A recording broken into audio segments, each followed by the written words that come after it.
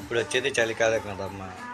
అలాగే నాగదేవత చలిలో చాలా ఇబ్బంది పడుతుంది ఆహారానికి.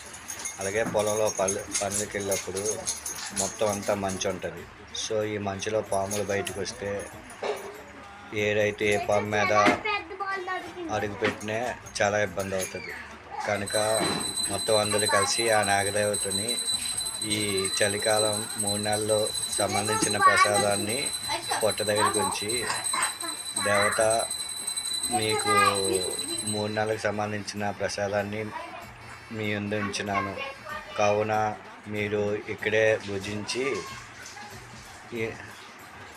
మమ్మల్ని సంతోషంగా ఉండమని నాగపంచమి రోజుని ఈ నాగల చవితి చేస్తారు.